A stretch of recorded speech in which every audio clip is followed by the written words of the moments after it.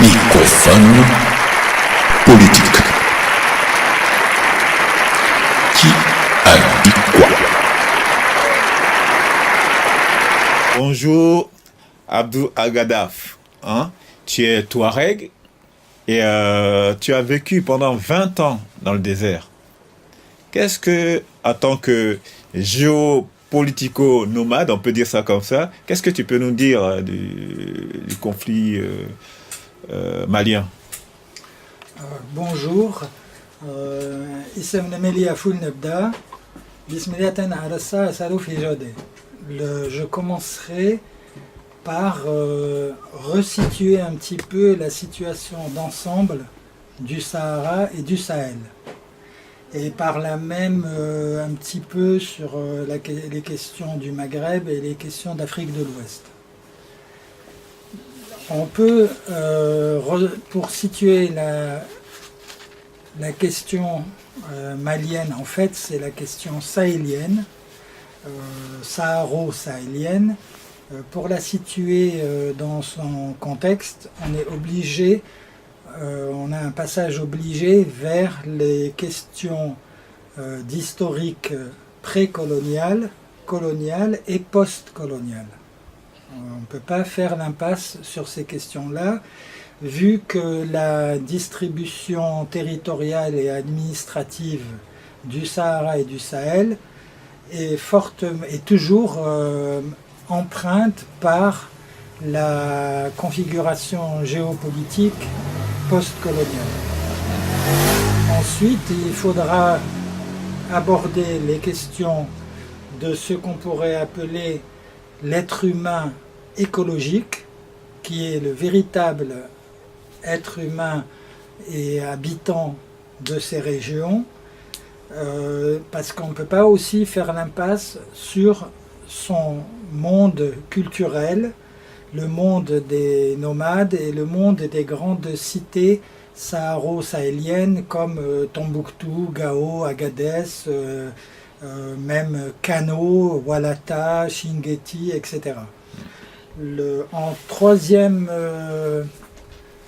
phase, à ce moment-là, on arrive sur les questions du monde moderne d'aujourd'hui, c'est-à-dire directement sur la question concrète de la situation de la guerre du Mali et ses origines à court terme, dans le présent, et les questions qui en découlent, c'est-à-dire les questions relatives à la contrebande et aux divers trafics qui embrasent ces régions depuis des décennies, ainsi que les questions des richesses naturelles, de leur exploitation, de leur prospection et également de leur pillage. Voilà, là, à ce moment-là, on aura bouclé la question très spéciale, très particulière de cette guerre du Mali qui déborde largement le cadre de l'État du Mali, mais qui est vraiment une question saharo-sahélienne. Moi, j'allais dire, toi qui as fait 20 ans dans le désert, tu roulais à bord des 4x4 et tout ça. Comment ça s'est passé quand tu arrives dans des endroits où il y avait... des couleurs. Ouais, parce que tu as dû rencontrer aussi des contrebandiers. Des contrebandiers. Oui. Comment ça s'est passé? Oui, j'ai tout rencontré, tous les côtés. Et ceux qui les protègent aussi, je les ai rencontrés.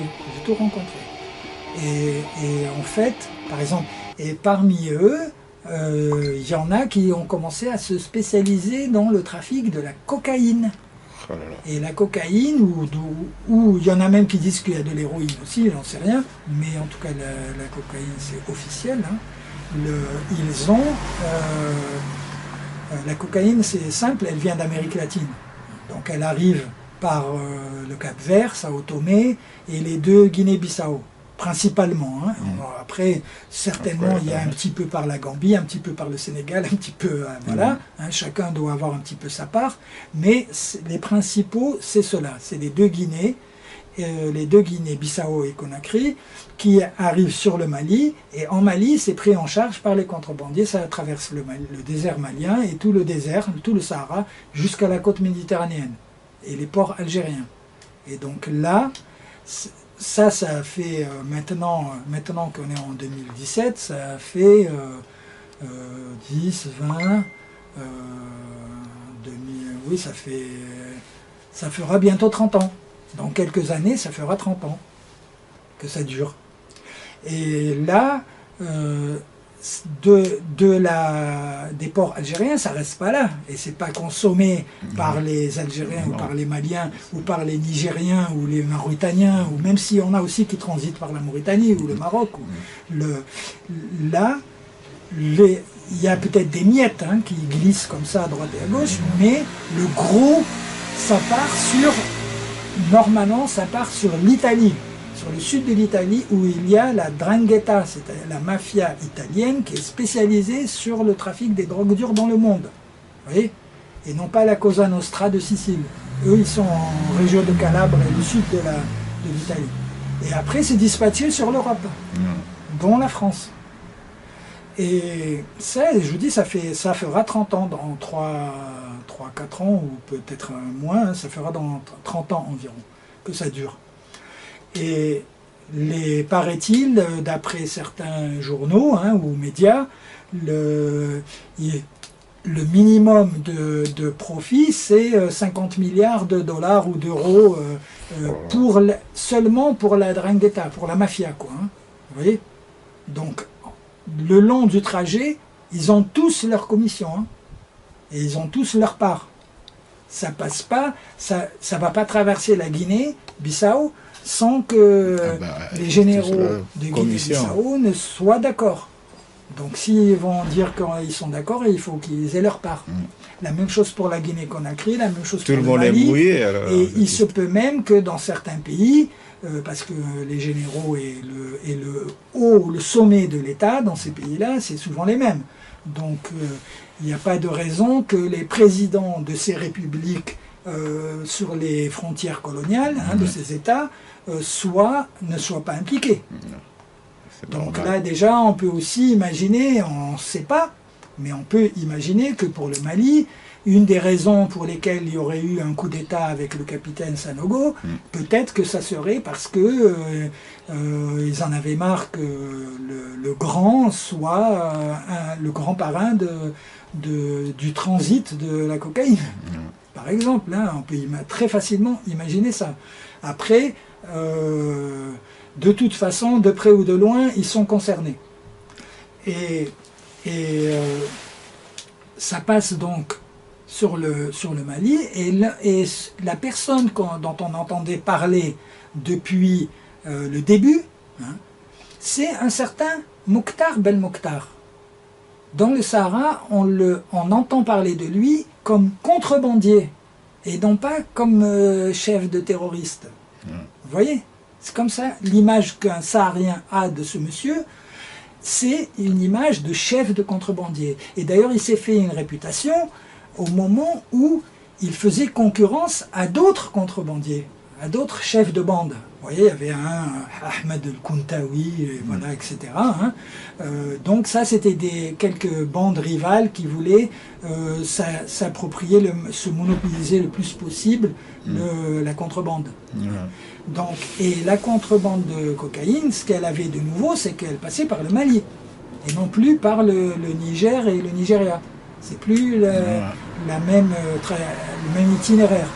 Donc c'est un nouvel axe qui est mis en route. Alors il y a aussi, ça se passe par voie terrestre et voie aérienne. Il y a eu des essais, des tentatives. Après, moi je ne suis pas dans leur planning, mais on sait qu'il y a un avion qui s'est écrasé pas loin de Tombouctou. On sait qu'il y avait aussi un petit avion genre de Cessna, c'était pas un Cessna mais comme les Cessna, un petit avion 5 places comme ça, qui s'est écrasé dans un oued à 20 km au nord de Tamanrasset.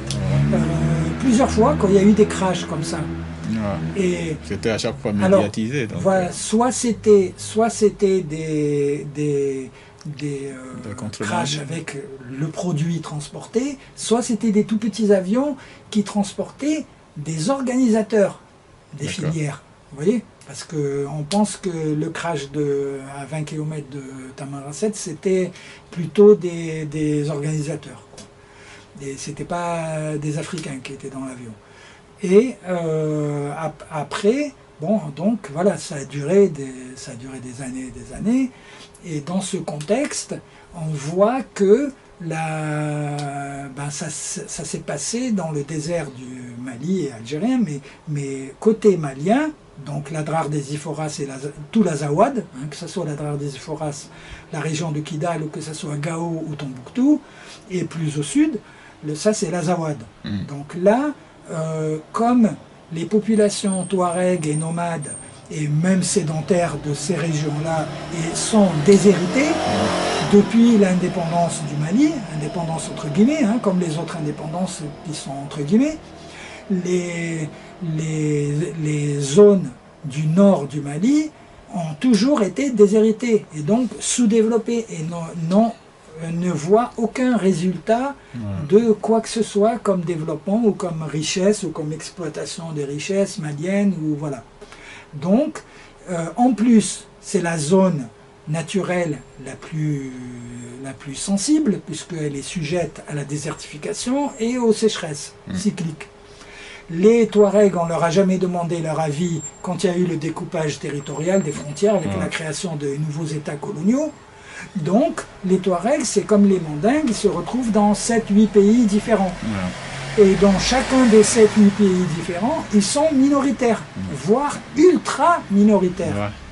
Donc, parce qu'ils sont divisés. voilà, donc on peut dire que, et dans chaque pays, vu qu'ils sont minoritaires, ils sont en plus dans des régions éloignées des capitales, et en plus des régions désertiques, et en plus avec un mode de vie majoritairement nomade. Donc, c'est complètement contradictoire avec le formatage colonial et la mondialisation d'aujourd'hui, qui est aussi pour un Africain un formatage colonial. Ça revient au même, qu'on l'appelle mondialisation, globalisation, ou ce qu'on veut, mais ça revient au même. Donc, toutes ces régions du Sahel et du Sahara leurs populations sont déjà victimes de fléaux, soit naturels, soit économiques. Et dans ce cadre, évidemment, à force, les populations se sont plusieurs fois rebellées. Et à la fin, ils ont même organisé des mouvements de rébellion et des mouvements de libération. Donc il y a eu le mouvement de libération de l'Azawad, entre autres. Bon, maintenant, je vais vous parler du contexte dans lequel a démarré la guerre du Mali. Alors, nous avons parlé de la contrebande et nous avons parlé des richesses naturelles. Les richesses naturelles principales, qui sont de préférence à piller, donc c'est l'objet d'un pillage. Il s'agit principalement de l'uranium, comme c'est le cas pour Areva au nord du Niger, dans la région d'Arlit, qui pille l'uranium du Niger, du Sahara, depuis des décennies. Il y a le pétrole, il y a le platine, il y a l'or. Le platine, des études géologiques ont montré qu'il devrait y en avoir dans le nord du Mali, dans la région de l'Adrar des Iphoras. Le pétrole, il paraît qu'il y aurait un bassin de pétrole qu'on appelle le bassin de Taoudéni au nord de Tombouctou, et l'or se trouve au sud du Mali. Donc, mais il y a bien d'autres richesses dans le Sahara, ça regorge, le Sahara et le Sahel, ça regorge de minerais, notamment on peut trouver du tungstène pour les nouvelles technologies, etc. Enfin voilà, c'est très riche. Et de toute façon, il y a des zones immenses qui n'ont pas encore été vraiment prospectées. Donc là aussi, ça ajoute des potentialités. Et dans tout ce contexte, donc d'organisation de l'exploitation ou du pillage des richesses naturelles, il y a aussi les nouvelles formes de contrebande. Les contrebandes classiques, traditionnelles, consistaient pendant les années 70, 80 et 90, on faisait de la contrebande de produits alimentaires de première nécessité qui étaient en Algérie subventionnés par l'État algérien, déjà depuis la fin de la période du colonel Boumedienne, qui subventionnait les produits alimentaires pour acheter la paix sociale. Et après, pendant la période du colonel Chadli, Ben Jedid, là, pendant cette période-là, il y a eu si on veut, un accroissement, un grand développement, un grand boom de la contrebande de produits de première nécessité comme le sucre, le lait en poudre. Le lait Lahda, le lait en poudre, est très célèbre dans tout le Sahara et tout le Sahel, ainsi que l'huile et d'autres produits, le thé, le sucre, etc. Ces produits-là étaient importés par l'Office national de commerce, donc un office national, un office d'État algérien, qui importait ces produits-là d'Espagne, d'Italie, de France, de Hollande, du Canada, et c'était amené dans les ports algériens et revendus moins cher que leur prix d'achat, parce que c'était subventionné par l'État, pour que les populations les plus pauvres aient accès à ces produits de première nécessité. Donc c'est pour acheter la paix sociale. Mais une grande partie de ces produits, directement dans les ports algériens, étaient chargés dans des camions et des semi-remorques qui emmenaient ces produits de la Méditerranée directement vers Kano et au Nigeria, au nord du Nigeria, ou à Maradi, ou des fois simplement à Samaka, le poste frontière nigérien entre l'Algérie et le Niger. Ça a duré pendant au moins 30 ans. Et ces produits-là étaient échangés ou une fois qu'ils étaient vendus, on ramenait des cigarettes, des fausses cigarettes américaines, des Marlboro, des Rothman, etc., du Nigeria. Au tout début, il y avait ce trafic aussi avec la Côte d'Ivoire, mais ça c'est au tout début, c'est les années 70. Mais les années 80-90, c'est avec le Nigeria, principalement, en traversant le Niger. Une petite partie, bien sûr, va aussi vers le Mali et d'autres États, mais c'est indirectement. Dans cette période-là également, il y avait un grand trafic entre la Libye et le Sahara algérien de produits IFI, d'électroménagers, parce que les produits IFI japonais étaient importés du Japon du temps de Kadhafi. Ils étaient importés du Japon et subventionnés par l'État libyen. Donc c'était moins cher d'acheter un post-cassette par exemple, ou un vidéoscope ou magnétoscope en Libye, japonais, Sony ou Panasonic, des grandes marques japonaises. C'était moins cher de les acheter en Libye que de les acheter en Europe. Parce qu'il n'y avait pas les droits de douane, les taxes là, etc. Et donc il y a eu un grand trafic de contrebande de ces produits entre la Libye et notamment les deux villes du sud de l'Algérie, la Janet, la capitale du Tassili Niger, et Tamanrasset, la capitale de la Hagar. Ça s'est passé fin des années 70, 80, 90. Et à un moment donné, ça a périclité. Bon, ça continue un peu, mais c'est résiduel. Parce qu'il y a tous les événements de Libye, etc., que tout le monde connaît, et la guerre en Libye, mais ça s'était arrêté déjà bien avant. Et à partir des années 90, 92, 93, on a commencé à voir apparaître des nouveaux chefs de bande, de contrebandiers, et on a commencé à voir dans les villes du Sahara les premiers jeunes cocaïnomanes. alors que ça n'a jamais eu lieu et que c'est pas dans les traditions ni des Touaregs, ni des nomades arabes, ni au Niger, ni au Mali. Hein. C'est pas dans leur tradition. Ils ont leurs autres produits africains, voilà, etc. Donc,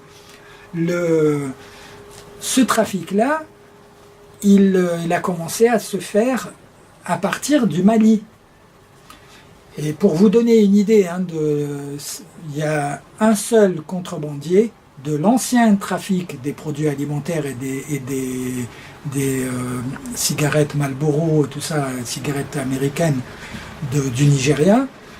Un des anciens chefs contrebandiers avait plus de 50 semi-remorques de 35 tonnes qui faisaient la navette sans arrêt. Vous voyez ?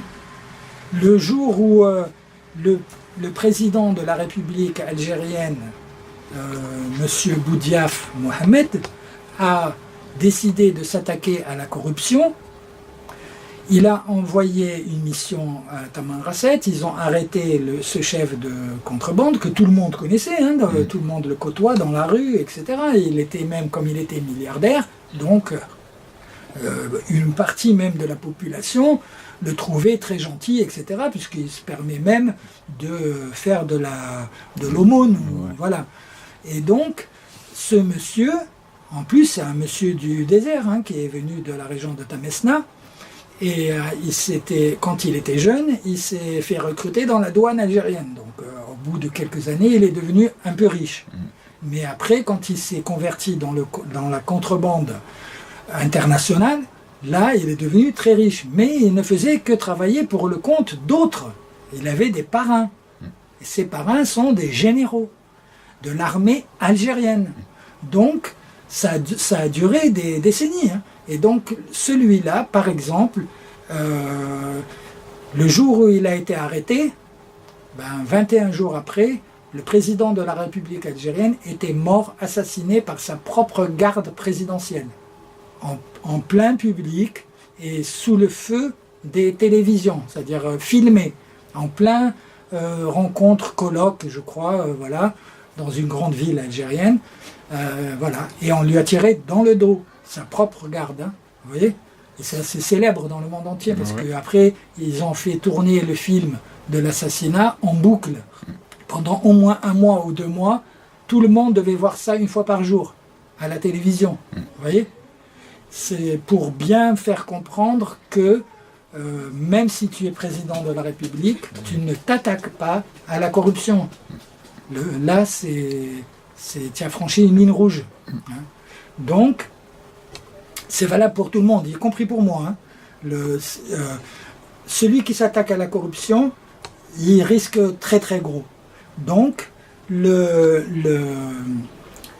la personne, elle a été mise en prison, tout ça. Ils ont trouvé 300 milliards en petites coupures de billets, hein, dans des sachets en plastique. Ils ont trouvé aussi 300 milliards de marchandises dans 2 dépôts à Tamanrasset, etc. Ils ont trouvé dans son domicile une pièce murée dans laquelle il y avait des tas comme ça de passeports, de cartes d'identité et de permis de conduire vierges, avec tous les cachets de la préfecture. Donc les cachets de l'État. Officiel. Oui, ça c'est pour pouvoir donner quand on veut un passeport ou un permis de conduire ou une carte d'identité à un chauffeur de camion, un graisseur, un convoyeur, etc. et les manutentionnaires et tout ça. Parce que un parc d'une 50aine de semi-remorques, il faut des mécaniciens, il faut de la main-d'œuvre. Hein. Et donc, tout cela, ils doivent traverser plusieurs pays, ils doivent avoir des papiers. Et ne parlons pas des armes qu'on a trouvées aussi, puisque dans le désert, ils ne se promènent pas comme ça. Le chauffeur, il a une Kalachnikov en dessous le siège du camion. Et donc, là, pour vous donner une autre idée de ce que ça représente, ce genre de contrebande, déjà, tous ceux qui ont participé, de près ou de loin, sont devenus des ministres ou des hauts gradés, etc. Les premiers qui ont participé dès la fin des années 70 ou des années 80 à ces contrebandes. Et les personnalités du nord de l'Algérie étaient arrosées par ces produits en tant que cadeau, hein, etc. Voilà. Et une fois, par exemple, il y a eu des camions qui sont arrivés de Maradi, la capitale entre guillemets économique du Niger, au nord de Kano, hein, mais côté Niger. Là, des camions sont arrivés, ils étaient chargés d'arachides, de cacahuètes. Et il y a un douanier de Tamanrasset qui a fait du zèle, hein, voilà, il voulait bien faire son travail, il l'a contrôlé, il a donné quelques exemplaires au laboratoire de la douane, ils ont vérifié, et parce qu'il y avait une poudre blanche sur les cacahuètes, et donc cette poudre blanche était cancérigène. Et ils avaient déjà commencé à en vendre dans la ville de Tamanrasset. Donc, et comme Tamanrasset est une petite ville dans le désert, le bruit a couru. C'est-à-dire parce que là, ils ont beau cacher ou faire les prudes, ou je sais pas, ou voilà, faire les innocents, hein, voilà. Tout le monde sait tout. Dans le désert, tout le monde sait tout. C'est comme un petit village où tout le monde sait qu'un tel a brûlé.